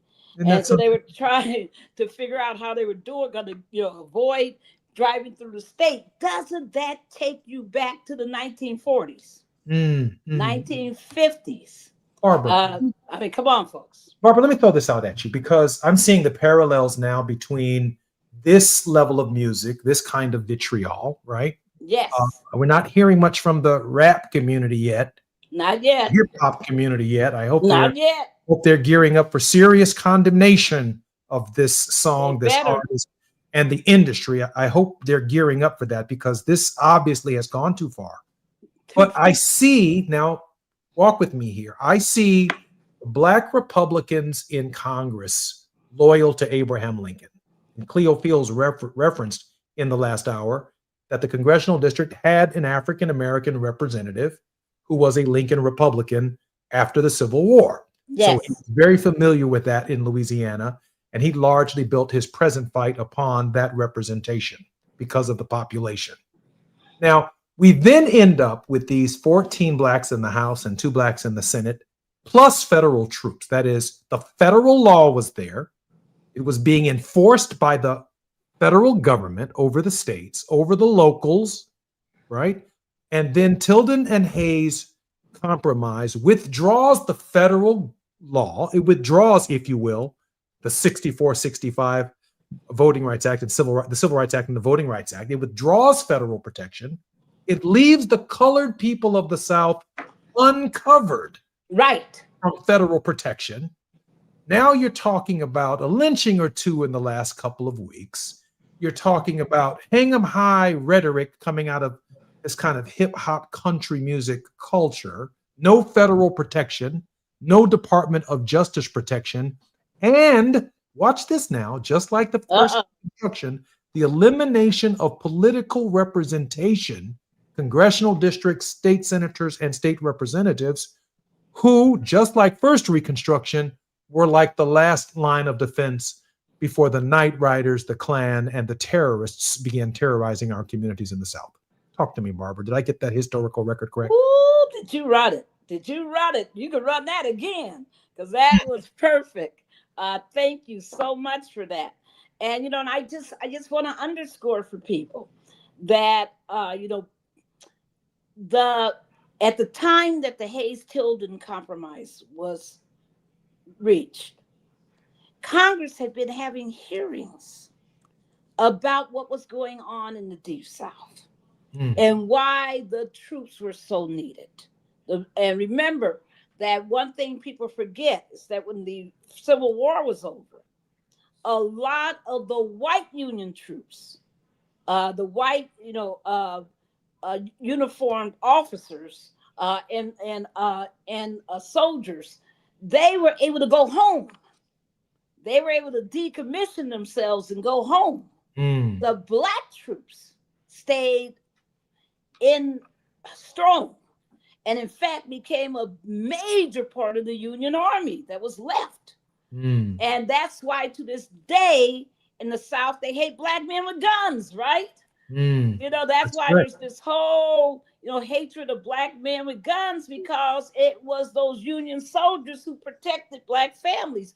But go into those hearing records, people, if you ever want to know what was going on, and read about the maiming, the racial violence, the killings, the murders, the absolute outrageous racial hatred, and racial terrorism. Terrorism, by the way, Mr. President, you want to talk about Antifa being a domestic terrorist organization? Well, come on now, because they had nothing but domestic terrorism going on against black folks during this period. And it is horrifying to know that they knew this history at the time that they agreed to the Hayes-Tilden Compromise. It's the same reason why I'm upset about last week about this resolution, because there's something wrong when you engage in mass societal denial, when you put forth fake clay-figured idols that you know are weak and wrong, when you compromise against the best interests of the very people who are your base. Come on, Dems. You got a lot of accounting to do, Dems. The Republicans got a lot of accounting to do, because they're letting this stuff run rampant and they're perpetuating it. But the Dems should be the opposition. They got to have a wall. And if they can't be a wall, then where do we go? Barbara, but what happened there? I mean, the Black Caucus overwhelmingly, under the leadership of Yvette Clarke, issued a very, very strong condemnatory statement about that resolution. Yes. And so did Alexandria Ocasio-Cortez. Yes. But Hakeem Jeffries, the Democratic leadership, he gave them cover to vote for the resolution. And usually when they do this, they say, Barbara, I'm going to let the rank and file members vote their conscience. So if the rank and file members vote their conscience, the Black Caucus overwhelmingly says no. And the Democratic leadership says, I'm glad you all voted your conscience, but we had to vote for the bill. What does that say, Barbara? It says that they don't care about us. It's from a Michael Jackson song. I mean, I just think that people have to understand that this party, this Democratic Party, has to be brought to a reckoning. It has to stand up for its base. The one thing you can say, I hate the politics of the far right. But the one thing you can say about Trump and the rest of them is that they stand up for their base. And their base is racist and crazy and denial and believes a whole lot of crazy QAnon stuff. But that's their base. And that's who you don't see them fighting with them. You don't see them disagreeing with them. You don't see them correcting them. You don't see them telling them they better join these resolutions, so-called unity. You don't see none of that. But you got Democrats being weak. And I'm just going to tell the truth. So in any event, I'm so glad. I'm so glad that the CBC stood up because it did not allow itself to be bullied. It did not allow itself to go the wrong way. So I'm proud of them. Barbara, but it doesn't overcome the messaging problem. No. It does not overcome the messaging problem. I'm glad the CBC stood up too, but it was almost a byline to the story that the Democratic leader joined and he's an African-American from the state of New York, who joined the majority in support of the Charlie Kirk resolution. And I saw him on Reverend Al Sharpton's show on Politics Nation, and the tortured logic that the Democratic leader had to use to kind of justify and provide cover for Democrats, quite frankly, who do not need to be covered. These are grown men and grown women who need to face the music. Now, I'm no Bernie Sanders Democratic socialist, right? I respect Mr. Mamdani. I hope he wins in New York, and I have great respect for AOC and her rise through the ranks of the party leadership. But there is something to be said about the Democratic conservatives that are holding the party hostage. Those Democratic conservatives, the blue dog Democrats, the Democrats who cast a vote, but they hide their hand. Their backs are turned to us. They do not fight for the John Lewis Voting Rights Act. They constantly try to show ways in which they can communicate with MAGA to the MAGA in their district. They are not principled. They get reelected. They want black votes within their districts, but they don't believe in the accountability that comes with the history of those votes and the sensitivities that come with the histories of those votes. And so what we end up with is, we got this mealy-mouthed Democratic leadership who does not represent us. Remember now, this is representative government. We're not talking about a leader. We're talking about someone who represents our point of view in the Congress of the United States. And if Democrats can't do that, that is deeply troubling, and we should all be concerned. I'm Jesse Jackson Jr. This is KBLA Talk 1580. More on the grind with Barbara Arnwine when we come forward. Thank you. Junior. Only on KBLA Talk 1580.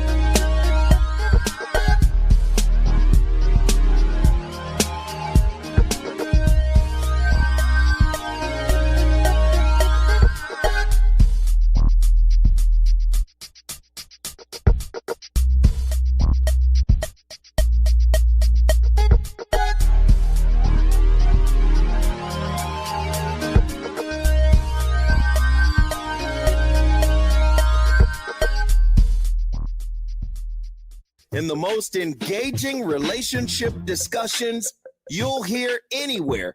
So make it a point to rendezvous with me, Zoe Williams, the voice of reason, Monday through Friday, 7 to 9 p.m. Pacific Standard Time. Trust me, your relationships will never be the same. The VOR is on fire tonight. Unapologetically progressive. KBLA Talk 1580. We've got your black. September is World Alzheimer's Month, a time to shine a light on a public health crisis that deeply impacts Black families. 1 in 5 Black adults ages 70 and older is living with Alzheimer's disease, or AD, and the risk is twice as high compared to white adults. But AD isn't just forgetting a name or losing track of time. Signs of early AD could be repeating questions, missing appointments, or struggling with bills and daily tasks. These things aren't a normal part of aging. Here's the good news. Treatments are available that may help if AD is diagnosed early. If you notice changes in memory or daily routines, whether in yourself or a loved one, don't wait. Early diagnosis and intervention are key to managing AD effectively. To learn more about AD and a potential treatment option, visit treatalsearly.com. That's treatalzearly.com to learn more about the signs and symptoms and a potential treatment option. This message is brought to you by AZI. Is reviewing life insurance on your to-do list? Now's the perfect time to add it. A friend recently told me that securing life insurance sooner rather than later can help you lock in lower rates for years to come. So I bumped this up on my list and got it done. I called SelectQuote and couldn't believe how easy and affordable life insurance is. I'm 40 and got a $500,000 policy for $16 a month. My husband's also 40 and his $500,000 policy was only $18 a month. Plus, with SelectQuote's same-day coverage, there was no medical exam required and we were covered by the time we hung up. Knowing I have this checked off my list feels amazing, but the peace of mind knowing my family is protected feels even better. Call SelectQuote at 1-800-729-7070. That's 1-800-729-7070. Or go to SelectQuote.com to get your free quote today. That's 1-800-729-7070. Details on example rate at SelectQuote.com. You're listening to Jesse Jackson Jr. on KBLA Talk 1580.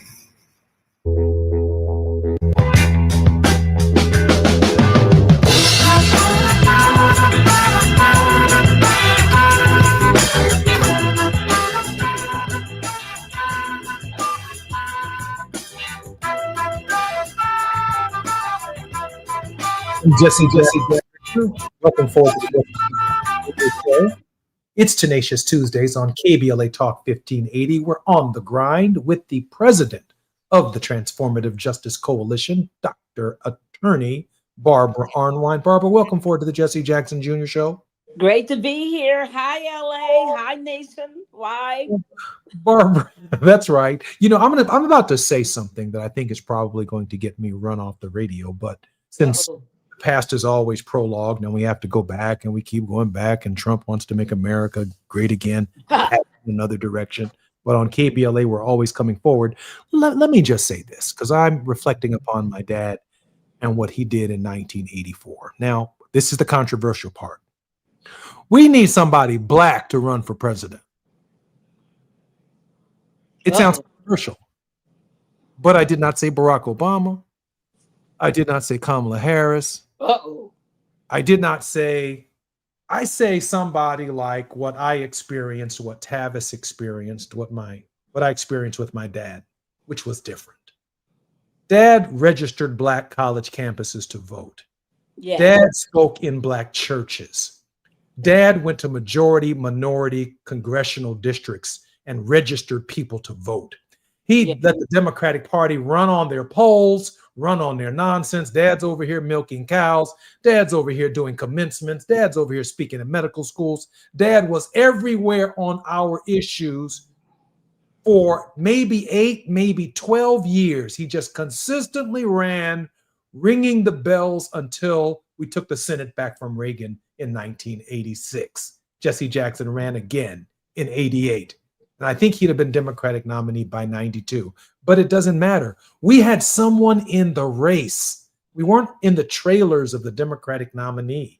We weren't, the black advisor Cleo feels all of us came to unto ourselves because we were legitimate transformative agents in the context of that campaign. So when I say, and I read Kamala Harris's 107 Days book, or I read the fights from John Allen and others who are talking about what was really going on in the Democratic Party, my father did not put up with that when he ran for president. You did not treat him or call him kid while he was running. Jesse Jackson was for real.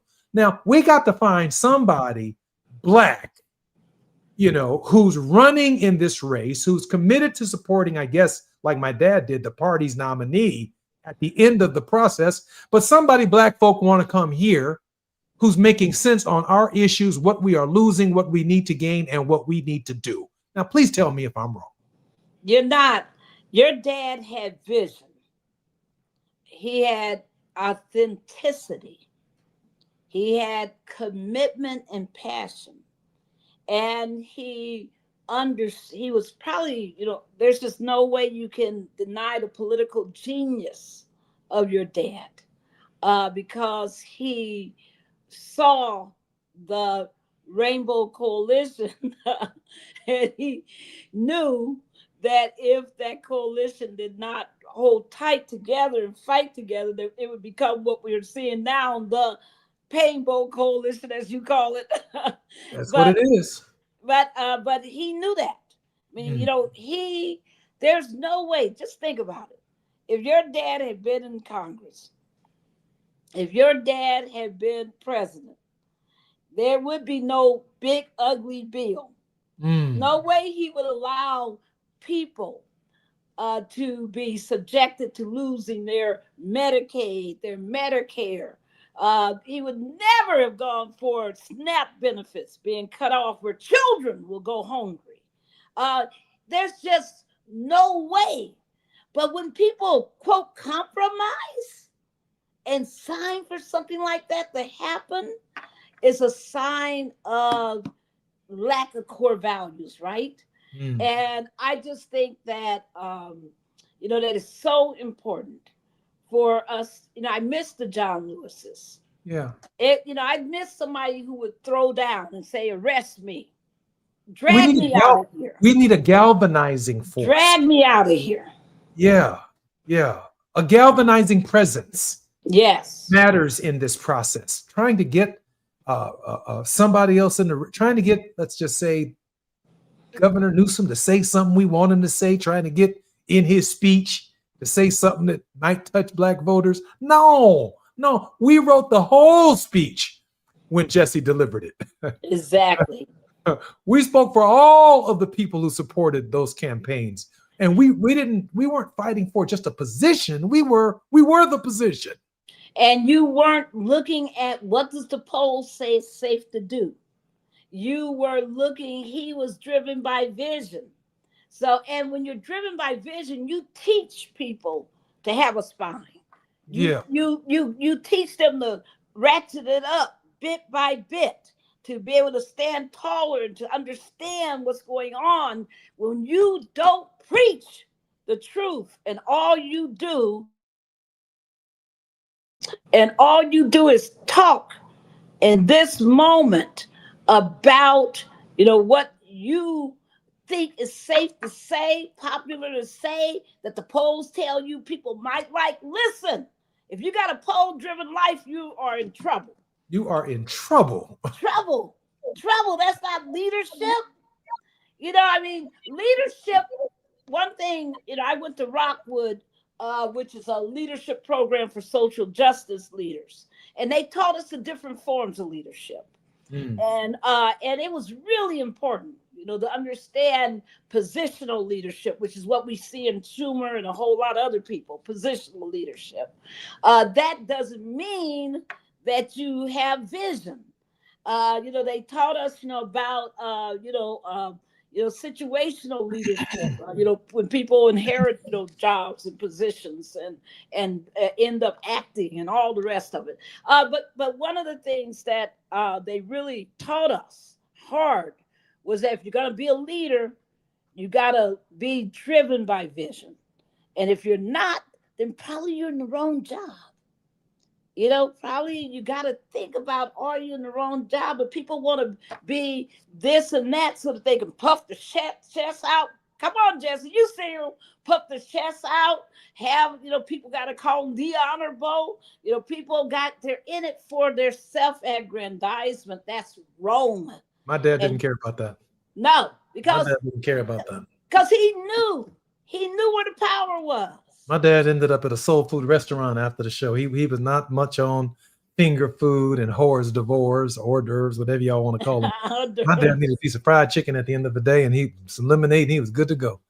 And that was it, man. I mean, well, let me say to people, it's very frustrating, but let me tell you a couple of things I need you to do. I need you to get out there. If you are in North Carolina, if you're in the mighty state of Georgia right now, if you're in the mighty state of, Arizona, if you haven't voted today, you made a big mistake. I need you out there to vote now while your polls are still open, because they are. That's right. Vote today. There are some pretty bold and good people on those ballots. I need you to put them in office, because the more of them we get, the better we're going to be. So we need some of these new leaders to come in. I had the glory and the blessing of spending time last, with the Congressional Progressive Caucus. And I must say, those young leaders really inspired me. And yes. And it's not like people are just loving on them. They hate, they get their share of resistance. I'm sorry. Barbara, when we come forward, we're going to talk about these new leaders, and we're going to talk about the resistance and what you witnessed at that event. I'm Jesse Jackson Jr. This is KBLA Talk 15. More on the grind with Barbara Arnold. While you're stuck in traffic, we can at least bring you up to speed on the news of the day. You're listening to Jesse Jackson Jr. only on KBLA Talk 1580.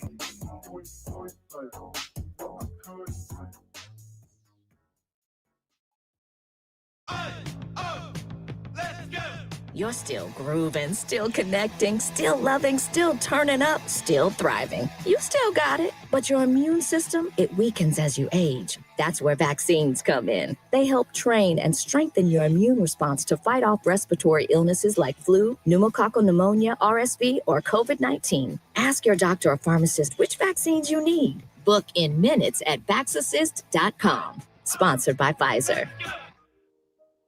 Small businesses are the heart of America. But you don't have to go it alone. As the nation's largest nonprofit resource of expert business mentoring, SCORE has helped millions of entrepreneurs build their businesses for free.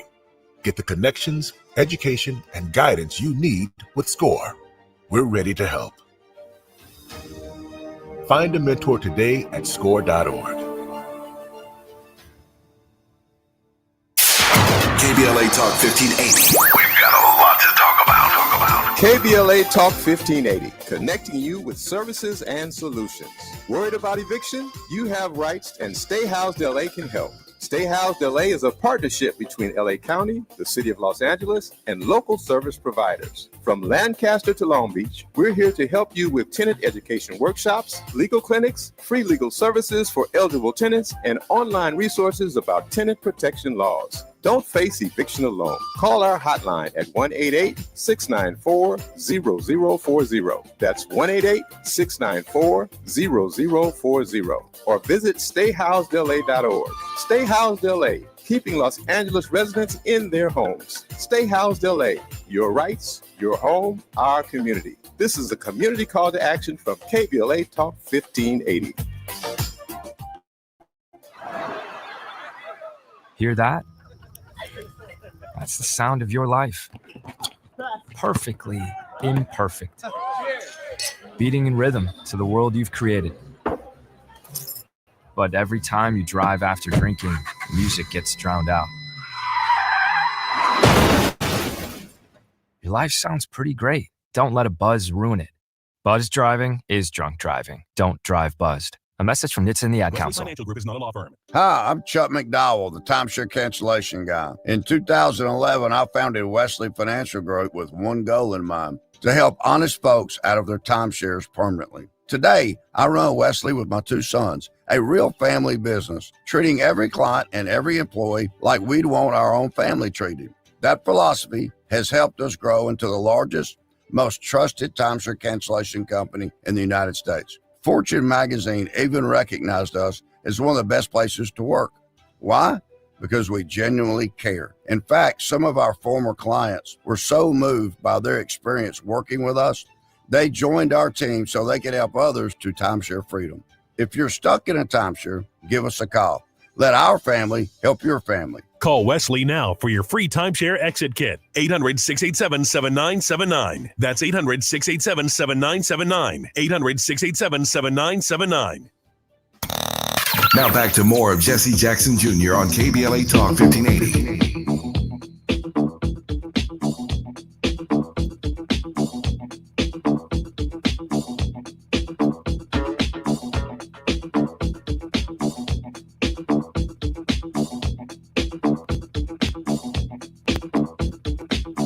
I'm Jesse Jackson Jr. Welcome forward to the Jesse Jackson Jr. Show on KBLA Talk 1580. Our very special guest on the grind, Tenacious Tuesdays with Barbara Arnwine. She's the president and founder of the Transformative Justice Coalition and the former president of the Lawyers Committee for Civil Rights Under Law. Barbara, welcome forward to the Jesse Jackson Jr. Show.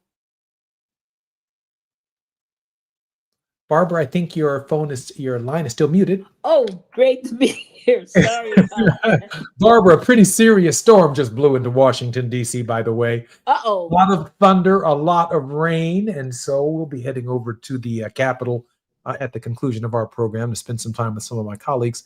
Barbara, just before the break, you were talking about a conference that you spent some time at. Yes. A number of young people, and they gave you hope. Yes. I really, I enjoyed spending time with Greg Cesar. Loved spending time with Maxwell Frost.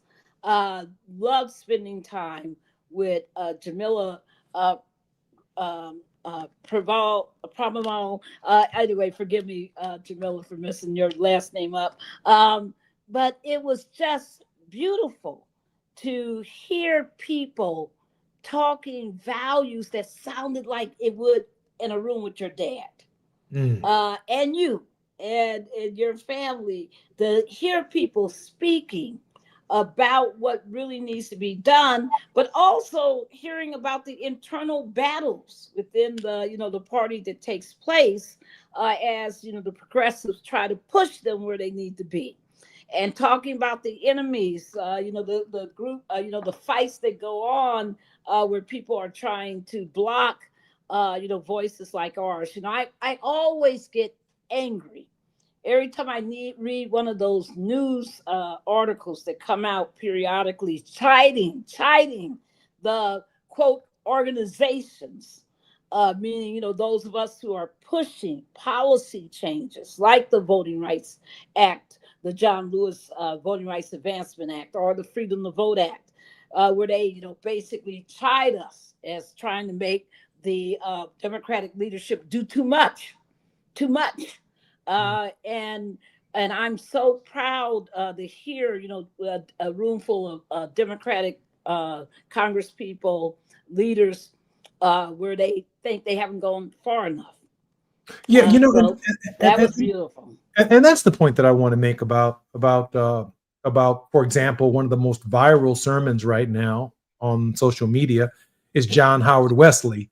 I mean, that brother right there dropped a sermon about the hypocrisy of being asked. That's my new pastor. Yes. Well, we all about to join his church. I had to leave my church. My pastor's a good man, but my prior pastor's a good man, but he didn't have that kind of fire. But Barbara, I was going to say, in this moment, when I think about Jesse Jackson, and I think about John Howard Wesley and Jamal Bryant, and I think about Freddie Haynes, who've been keeping the faith, and they've been out. And Otis Moss. And Otis Moss III. Yeah. Yes. I'm wondering if our politics is missing the prophetic voice. It is. We're giving some great speeches now, and we're raising some great hell, and we're breaking some records, but it isn't necessarily what they are doing, and we need to multiply what they are doing on a scale that we haven't seen before. Yes, yes, and I'm grinning because I'm loving the scroll on the bottom of telling people, please join us on October 15th at the Supreme Court to honor the Voting Rights Act. Thank you, everybody. We need you there. Please be there on October 15th at the Supreme Court. We want it to flood the whole area to say, keep the Voting Rights Act. Don't declare it unconstitutional. So I'm sorry, I just had to go there. You guys got me going. I saw it on scrolling at the bottom, and I'm going like, yeah. So thank you for that, for reminding people that that's such an important thing to do. The other thing, the one thing I do, a lot of people get caught up and trapped in their minds. They see all this horrific stuff. They see this president who had the nerve to chide the UN today, tell the UN that all their countries are going to hell, bragging about himself, all this kind of stuff, the Jimmy Kimmel move. But you know what I love to do? Instead of sitting up and just thinking about all of these horrible things that are going on, I move to action. That's what your dad did. That's why people know him worldwide, because he didn't just sit around complaining. He took action. So people, be with us on October 15th. People, get ready now if you haven't for October 18th. No Kings 2.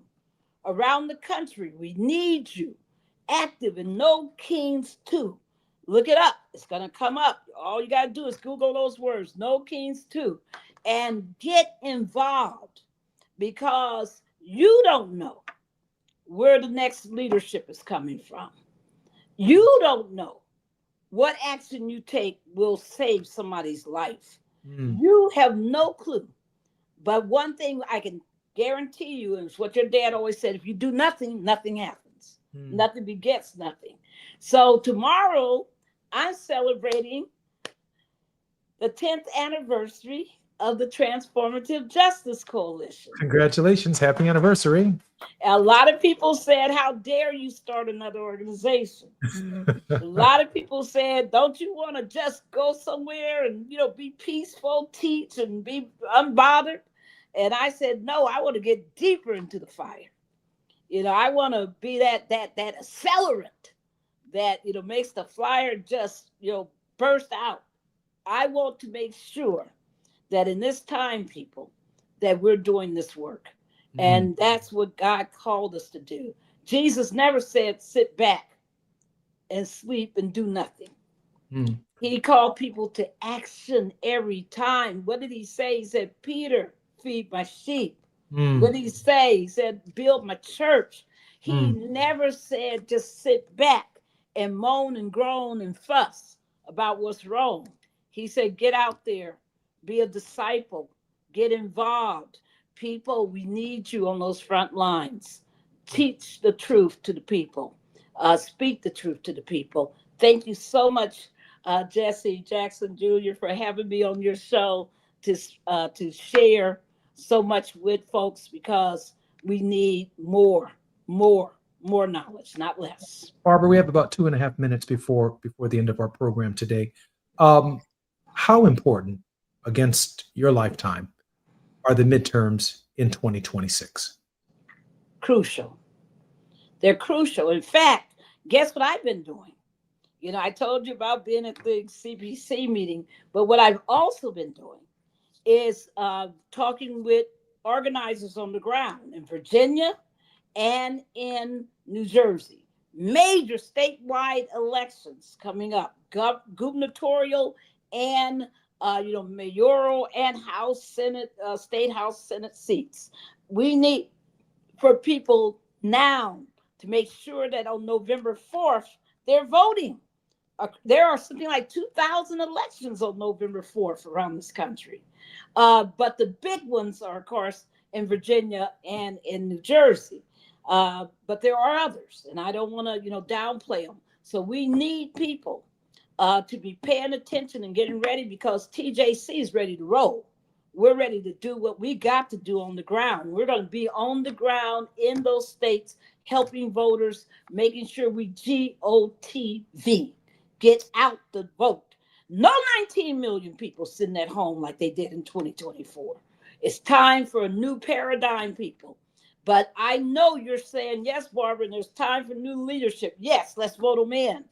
Let's put forth new leaders. Let's run them for office. Let's put them into office. Let's take our country to where it was headed before all this MAGA madness. Let's take it towards the truly great multiracial representative government it must become. Barbara, I'm so grateful that we're on the grind with you every Tuesday. You're kind enough to have me on. Thank you. I'm hoping at some point in time in the not too distant future, lawyers who can hear our voices, we're going to have to organize them to protect the vote in 2026. And ready for it. The Transformative Justice Coalition is going to be a key player in the precinct by precinct organizing of our legal community to make the contribution that we need them to make to protect our right to vote. Barbara, thank you once again. I'm Jesse Jackson Jr. You've been listening to the Jesse Jackson Jr. Show on KBLA Talk 1580. We are in Washington, D.C. for the Congressional Black Caucus weekend, and very soon, Emmanuel Cleaver will be our very special guest. I'm Jesse Jackson Jr. Until tomorrow.